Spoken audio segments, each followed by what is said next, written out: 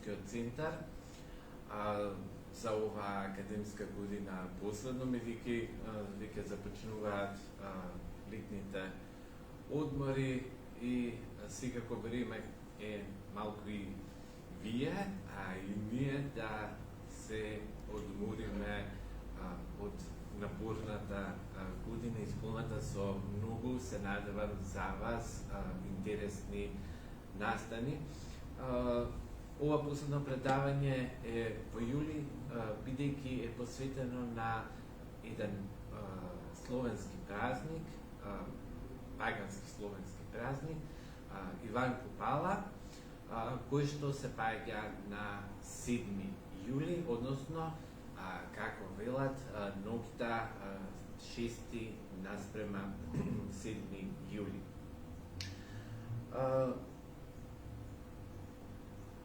За овој празник јас во принцип дознав, да кажеме, како студент, меѓутоа потоа дојдов до сознание дека и многумина други луѓе се запознаени со него, иако кај јужнословенските народи тој денес не е многу застапен, но особено кај источнословенските народи и особено, повторно ќе кажем, во Русија, тој е многу почитуван и секоја година така се очекува со големо нетрпение, исто онака како што се очекува еден друг пагански празник, а тоа е Масленица или испраќањето на зимата.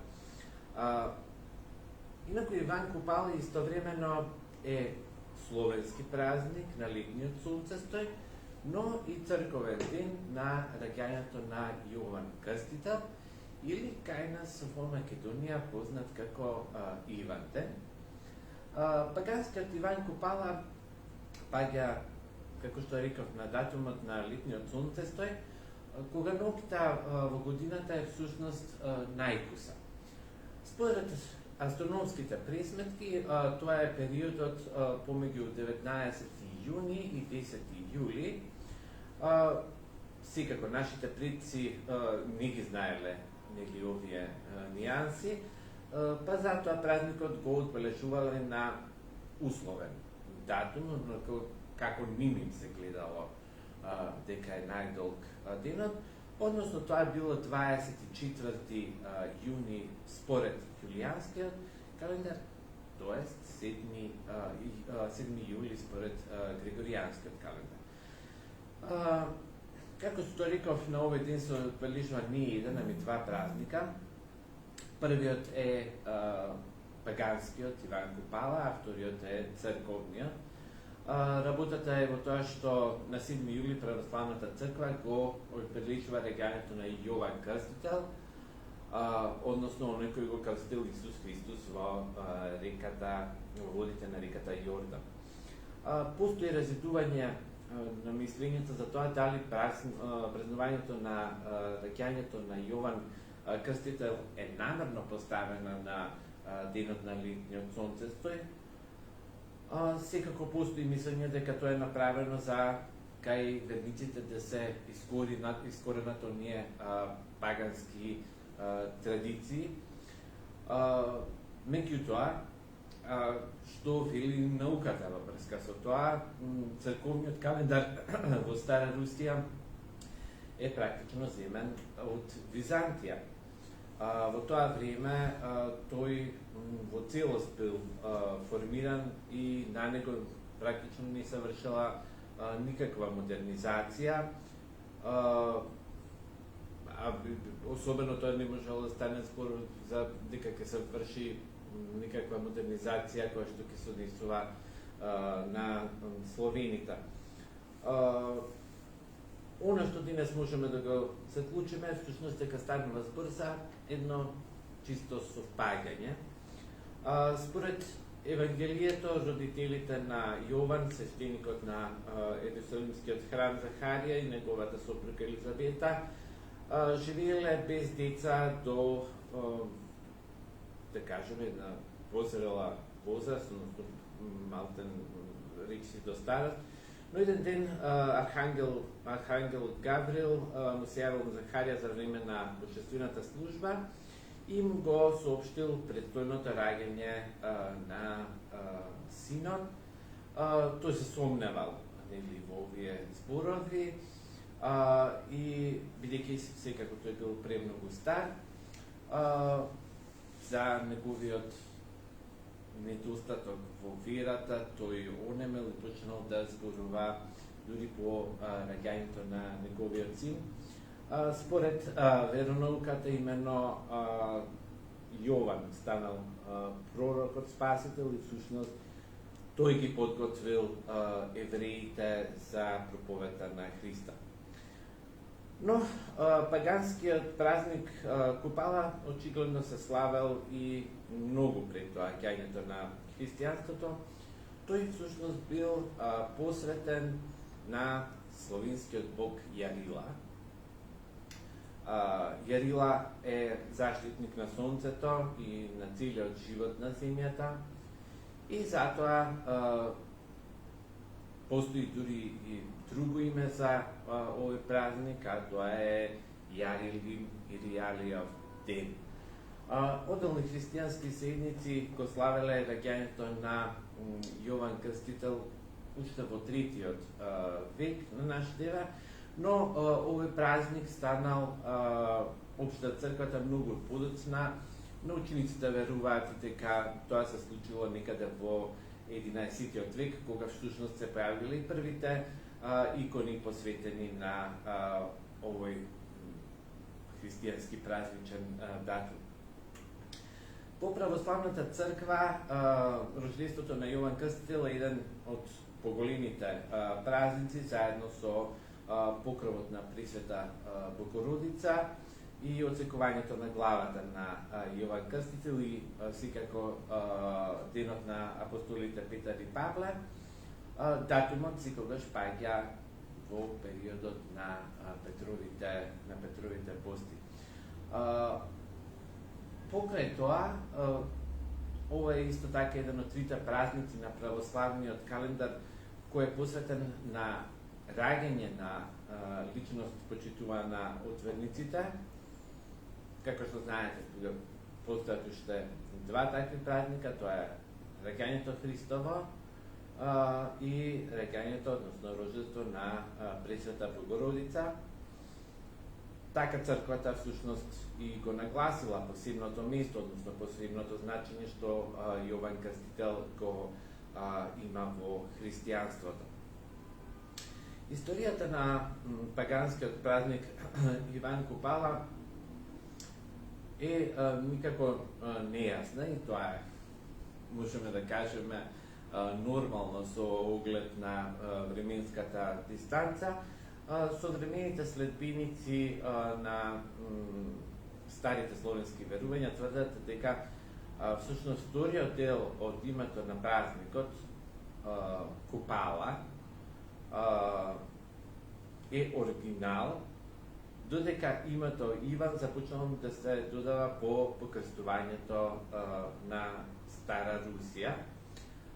На крајот на краиштата популарната верзија на името Јован е всушност Иван. Купала име на божество, тоа би требало да го, и тука на сликата можете видите Јарила. Коренот доаѓа од зборот куп, што значи унија, односно единство, и од тука доаѓаат и многу други зборови, како што се купулат, купност и така натаму. Инаку, она што е интересно е дека овој празник никако, како што реков, иако е пагански, бидејќи се паѓа точно на овој ден, значи на Иван ден, е многу интересно што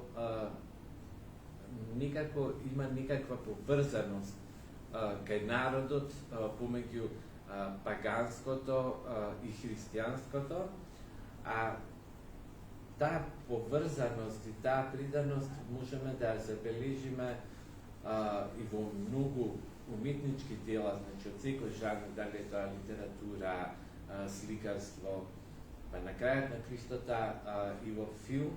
И затоа сега би сакал да ви прикажам една сцена од легендарниот филм на Андреј Тарковски, Андреј Рублјов, кој што точно прикажува една сцена за време на Иван Купала.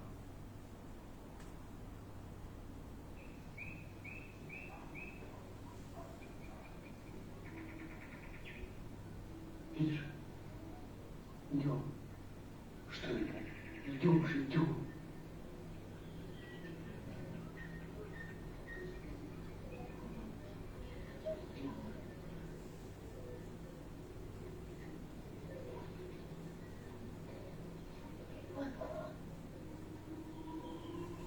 Колдует. Андрей! Андрей! Куда ты?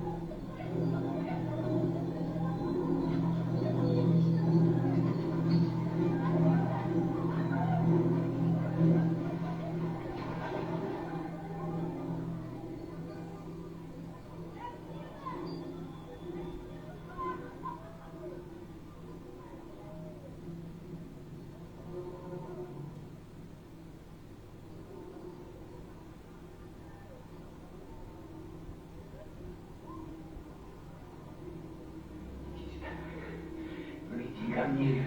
Погоди, погоди. Иди.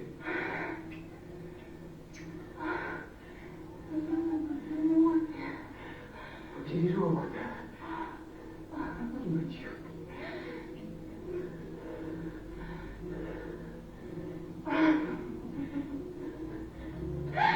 Ой, муравейник здесь. Муравейник. Что это? Это кто? Не знаю. Ну, пойдем отсюда.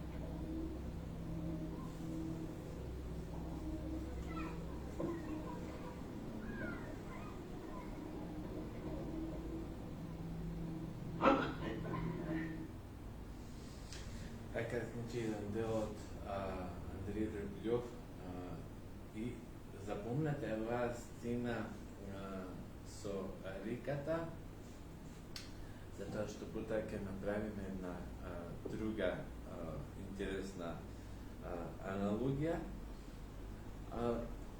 Ono што е интересно е што со оглед на тоа што овој празник е поврзан со летниот сонцесто, може да се најдат аналогии на купала и кај другите народи низ Европа. Например, во Германија во предхристијанско време се славел Јуле.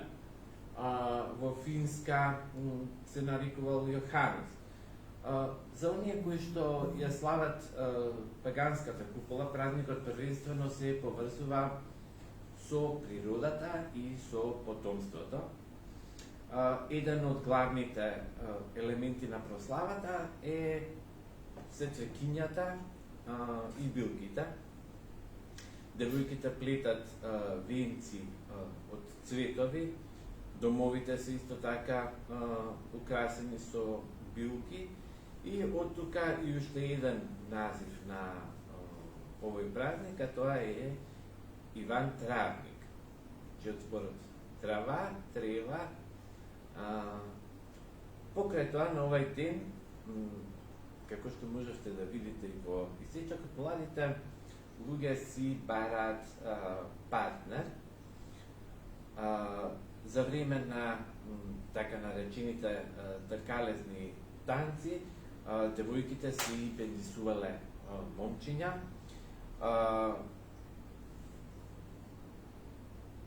Тогаш тие се грабнале за рака и го прескокнувале преку огнот, како што знаете од досегашните наши предавања, огнот во словенската паганска традиција игра големо значење, исто оно колку што игра и водата, и тоа можеме да го пресведочиме за многуте празници за кои што сме зборувале, од Божик преку паганскиот Масленица до Великден. Со прескокнувањето што се правело? Ако скокнале и се уште се држат за раце, тоа значило дека наскоро им предстои свадба. Иван Купала всушност е можеби единствениот словенски празник чии ритуали сега се добро познати. Дури со усвојувањето на христијанството во Русија, народната традиција не ја изгубила својата смисла. Празникот се славел во силата дури за време на Советскиот сојуз, а секако се слави и денес, и традициите и ритуалите практично остануваат исти. Првиот ритуал, да кажеме, е капење во езера и реки. Од една страна, знаете, ова е можно практично, затоа што 7 јули не кај нас, на југот, туку таму горе на истокот, односно на северот, каде што е поладно, е многу важно, затоа што тогаш всушност е првото време кога можете да влезете во некаква вода, дали е тоа езеро, дали е тоа река, многу подоцна се стоплува време, потребно е многу време за водата да се затопли, така што 7 јули е првото време кога можете да стапнете во езеро или во река. Инаку, за водата се смета дека таа делува лековито на организмот, дека всушност таа има едни живодавачки, да кажеме, действија, и доколку не си скапете на Иван Купала, тогаш, како што се верува, може тоа да доведе до тага и до осаменост. Огнот, повторно, ќе го спомнувам, огнот како знак на чистење, на прочистување, Вообичаено се палеле ритуални огнови на ноќта наспроти Иван Купала. Во предхристијанско време се верувало дека такиот оган има прочистувачки действија, потоа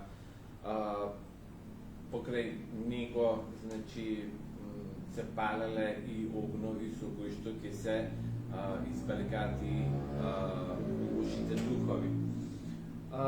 Следната интересна работа тоа се собирањето билки. Народната традиција го задржала името Билки Ивановски или Билки Цвекиња Купала. Тоа се, значи, 8 цвекиња, разни тревки, гранки од дрвја и корени, тие се собираме ноќта наспроти Иван Купала.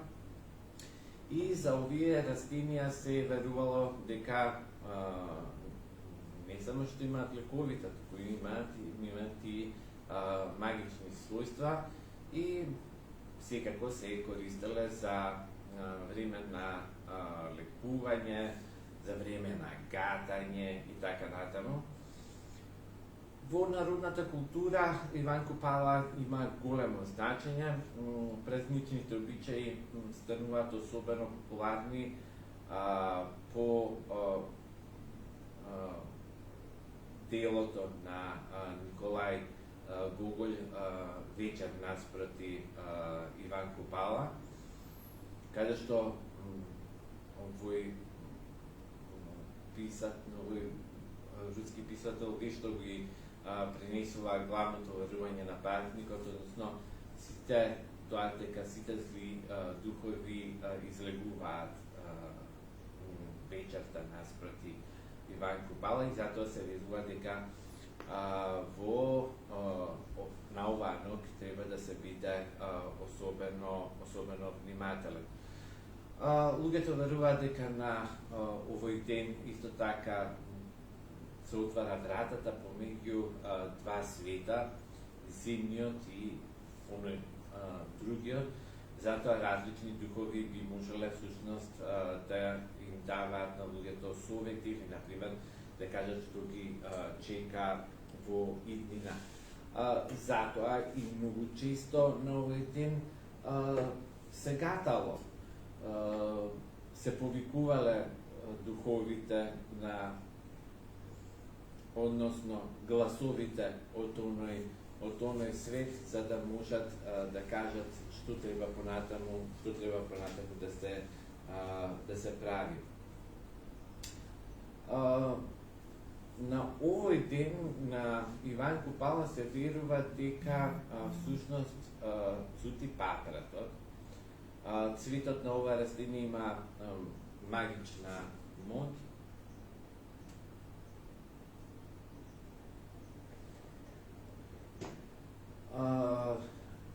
И неговата магична моќ се состои во тоа што ги открива сите тајни на светот. Според словенските верувања, папратот цвета само еден миг. Да се најде цветот папрат е исклучително тешко. И како што се верува, лошите духови исто така се обидуваат да го спречат ова, односно тие го невозможуваат трагачот,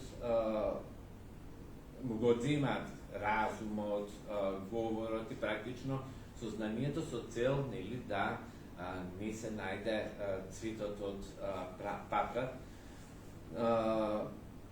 На секој што ќе ги надмине овие пречки на лошите духови, ќе стане среќен собственик на посакуваниот цвет, ќе стекне необични можности, односно необични, несекојдневни моќи.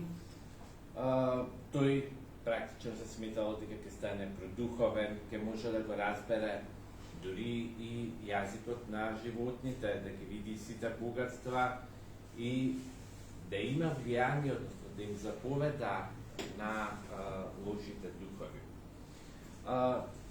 Исто така, постојат и некои забрани кои што се поврзани со злите, односно со лошите духови во ноќта наспроти Иван Купала. Например, не треба да се оди многу далеку од селото, зашто џуџето, односно лошото џуџе, односно гоблинот може да те земе со себе и да тоа однесе.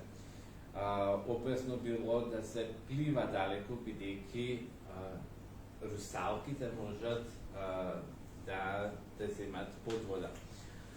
Постои и уште една традиција на празникот, што е популарна и денес, како што веќе рекав, тоа е гатањето.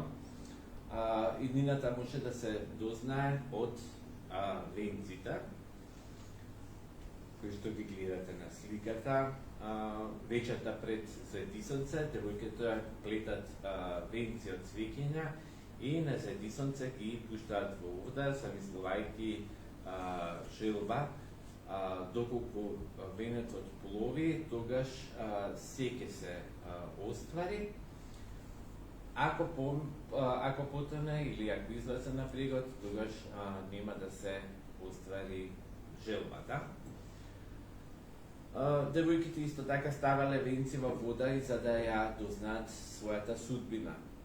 Доколку венецот потоне, тогаш љубовта ќе има лош крај, ќе биде несекна, саканиот ќе ја изневерува. Доколку венецот се расплете, да кажеме, во водата, тогаш не треба да очекува девојката венчавка таа година. Но доколку венецот отплива далеку, како што предпоставувате, тогаш е време нели за свадба. Тоа се такви некакви логични, да кажеме, толкување на гатањата, нели нормално, ако отплива подалеку венецот, тоа значи дека време е девојката нели да замине од куќата, да се омажи. Исто така, на овој ден се наблюдуваат и интересни однесувања на животните.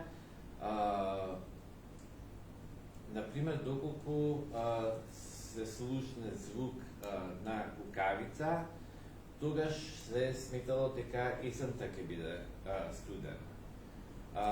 Доколку се слушне звук на штурец, тоа значи дека зимата ќе биде блага. Ова особено не било важно, знаете дека нели во јули почнуваат штурците да се слушаат, и особено е важно е ова за источнословенските народи кои што живеат на северот, затоа што некако се упложувала мислата за тоа дека повторно ќе дојде зима, повторно ќе биде студено, па еве некако ако го слушнеме штурецот, значи зимата ќе биде блага, така што ова верување има некаква утешителна, да кажеме, мод. Или, например, доколку наидете, да кажеме, на змија, тогаш тоа е знак дека треба да бидете внимателни и дека може да очекувате некакви проблеми. Инаку, една работа која што е многу интересна и важна за овој празник, а како што реков, со аналогија на масленица кога испраќаме пролета, дека тука го очекуваме, односно посакуваме добре дојде на летото. Летото како знак на нели еден поугоден живот, посмирено, полесно живење за разлика од зимата. Она што е интересно е што во Русија, како што реков и на почетокот, особено во Русија овој празник до ден денешен е многу важен и многу се почитува, се слави, се следат традициите И тоа веќе не само во селата, како што било, да кажеме, во времето на Советскиот сојуз, сега тоа се прави и во градовите. За популарноста, например, да кажеме, на овој празник говори фактот дека постои дури и еден вокално-инструментален состав, многу познат во Русија, кој што го носи името на празникот, се вика Иван Купала. Постојат и многу работи поврзани во современоста со овој празник, особено се важни песните. Јас подготвив две песни да ви прикажам. Едната, првата што ќе ја видиме е всушност народна песна, а за втората ќе зборуваме пред да ви ја пуштам и она што реков, запомнете го моментот на филмот Андрей Рублев.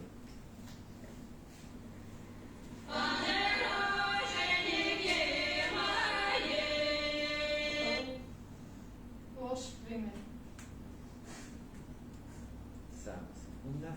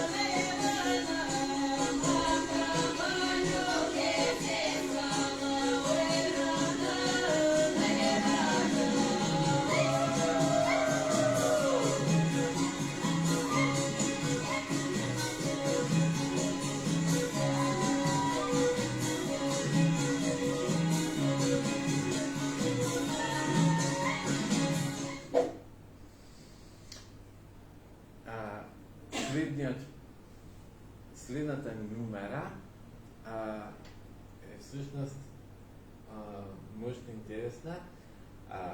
Во изведба е на современата позната руска пејачка Валерија. Музиката ќе ви биде позната и на сцената ќе го видите и познатиот Горан Бреговиќ. И ако на тоа уште го додадеме Кустурица, ќе ви стане се јасно. Така што, освен зборовите кои што се наменети за Иван Купала, ќе можете и да направите една друга филмска аналогија.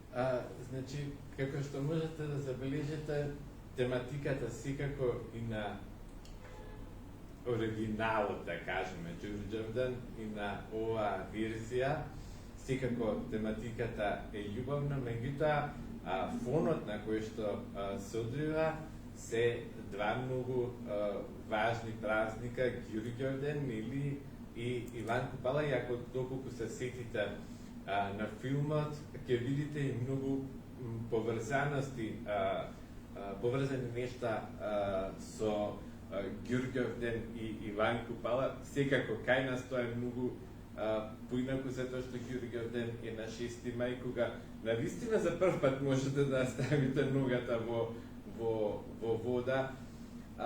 Така што мислам дека овој потек на Горан Бреговиќ во смисла на изборот на празникот Иван Купала не бил сосема, не бил воопшто случајен. Јас тука никаде би се привршил, доколку имате никакви прашања и од тука или од нашите следачи на Facebook, доколку можам би ви одговорил. Извините, јас сум русинка. Се знам. Не е баш добар пример, како што реков, што тоа комерцијални проекти. Не, тоа е комерцијален секако проект, меѓутоа, бидејќи за нас во Македонија оваа песна значи многу.